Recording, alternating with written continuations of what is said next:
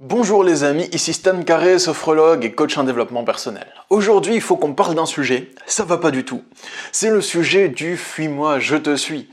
Il se trouve qu'en consultation individuelle de coaching, j'ai déjà rencontré des personnes qui me disent « Stan, dans mon couple, ça va pas du tout, pourtant j'ai fait tout ce qu'il fallait, je comprends pas ».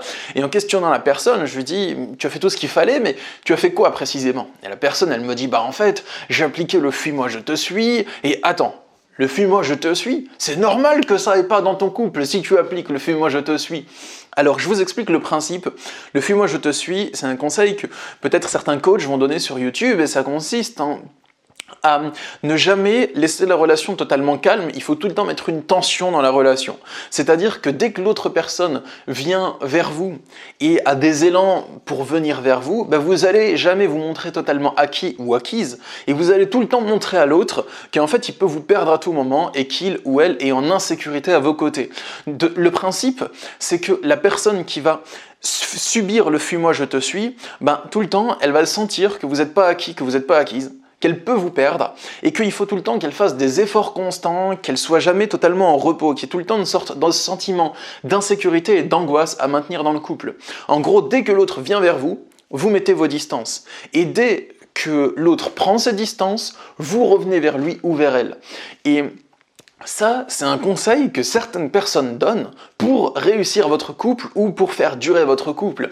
Et pour moi, c'est un conseil qui peut marcher dans le cas où vous souhaitez entretenir une relation toxique. Mais si vous souhaitez entretenir une relation saine, ce conseil ne fonctionne pas. Si vous avez en permanence l'impression que l'autre peut se barrer à tout moment, que dès que vous vous relâchez, que vous vous reposez enfin dans la relation, ben l'autre prend un peu ses distances et ainsi de suite, vous allez tout le temps être flippé, vous allez tout le temps être en panique. Les points négatifs de ça, c'est que du coup, vous allez avoir des tensions permanentes qui sont liées au couple. Et si ce comportement ne change pas de la part de l'autre, soit vous allez tout le temps être sous pression et être en stress en lien avec votre couple, soit vous allez comprendre que c'est le comportement de l'autre qui est toxique et vous allez prendre vos distances de cette personne. Donc si vous voulez que votre couple dure, le fuis-moi je te suis, ce n'est pas du tout une bonne option. Ça marche seulement si vous voulez flirter et que vous voulez jouer un peu au chat et à la souris, à la séduction, jouer un peu à chasser l'autre. Si vous voulez avoir une petite relation courte comme ça, un petit flirt, pour moi, ça peut marcher. On va dire c'est ok, voilà. Mais par contre, si vous voulez vraiment construire quelque chose avec un homme ou une femme, que vous voulez construire une famille, que vous voulez vous poser, faire des projets ensemble, que vous voyez votre avenir sur le long terme, c'est quelque chose qui peut pas durer, c'est quelque chose qui marche pas sur le long terme, c'est quelque chose qui marche seulement quand c'est quelque chose de vraiment éphémère. Mais au bout d'un moment, si vous êtes une personne qui vous intéressez un minimum à votre développement personnel, que vous aspirez à plus de sérénité et de paix intérieure dans votre quotidien, et que votre couple est construit principalement sur le pilier du « fuis-moi, je te suis », il y a bien un moment où, dans votre quête de trouver des solutions à votre souffrance, vous allez comprendre qu'il y a quelque chose qui dysfonctionne dans votre couple. Et vous allez essayer de le régler. Et soit vous y arrivez, soit vous n'y parvenez pas, et vous allez comprendre que peut-être c'est le couple qui est la cause de votre souffrance. Ou du moins la manière dont ce couple-là s'articule. Et je suis pas d'accord non plus sur le fait qu'il ne faut jamais se montrer acquis ou acquise dans votre couple. Je trouve ça malsain aussi. Parce que se montrer acquis, c'est pour moi dire à l'autre que ça y est, vous considérez que vous êtes posé en couple, que vous ne pensez pas à vous barrer, que vous pensez que ce couple c'est quelque chose qui va durer, que vous avez envie de le faire durer. Et donc là, l'autre sent que vous êtes investi dans le couple, que c'est quelque chose qui est important pour vous, que vous n'avez pas d'hésitation. Et pour moi, c'est important d'avoir cet état d'esprit dans le couple. Parce que si vous ne souhaitez jamais vous montrer acquis ou acquise, et donc que vous ne vous reposez jamais dans le couple, que vous êtes tout le temps en train d'entretenir une sorte de tension permanente, ben c'est encore une fois une relation toxique. Vous voulez quoi dans votre vie? Vous voulez des relations où vous jouez au chat et à la souris avec des hommes ou des femmes? Si c'est ce que vous voulez, ça marche. Mais il y a bien un moment où si vous voulez construire une famille ou un projet sur le long terme ou un couple sur, je sais pas moi, des décennies, il y a bien un moment où vous allez vous montrer acquis ou acquise, où vous allez vous reposer dans le couple, dire à l'autre, c'est bon, on est en couple, tu peux arrêter de flipper, rassure-toi, je vais pas me barrer.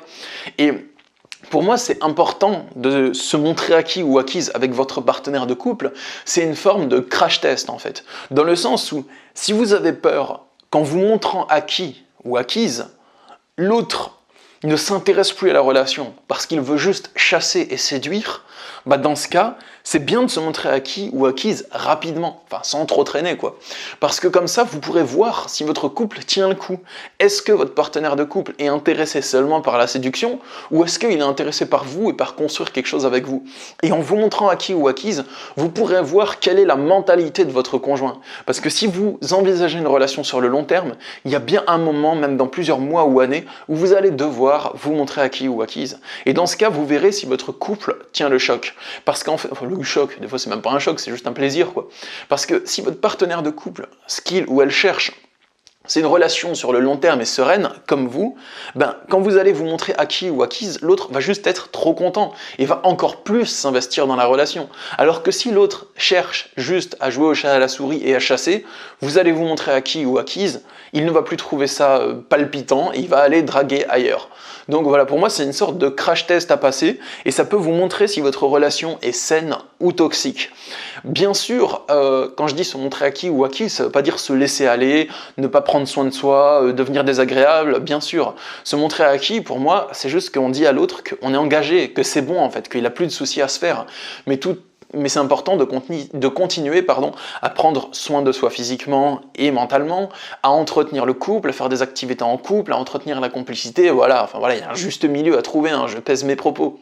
Donc voilà les amis pour 2 conseils de couple que j'avais envie de vous donner, j'espère que cette vidéo vous a plu. Si c'est le cas, n'hésitez pas à me dire ce que vous pensez de ce que j'ai dit dans les commentaires, si vous êtes d'accord, si vous n'êtes pas d'accord, si vous êtes plus ou moins d'accord, dites-moi dans les coms, hein, comme ça me permettra d'avoir votre point de vue sur ce partage, donc je suis ouvert à tous vos avis, cela va de soi, je partage juste le mien à travers de cette vidéo.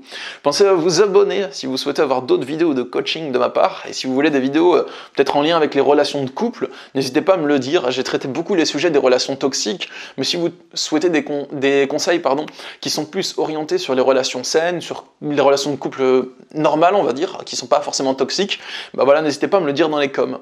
Et sachez que je suis disponible pour des consultations de coaching en développement personnel. Mon but, c'est de vous aider à dépasser les problématiques de votre quotidien. Je consulte par Skype, Messenger ou téléphone. Et avec mes consultations, je fais de mon mieux pour vous aider, soit à obtenir une nouvelle compréhension du phénomène, de la problématique que vous vivez pour vous débloquer, soit à mettre en place des actions ou une stratégie pour avancer, soit à travailler sur vos émotions et sur votre esprit avec l'aide de la sophrologie.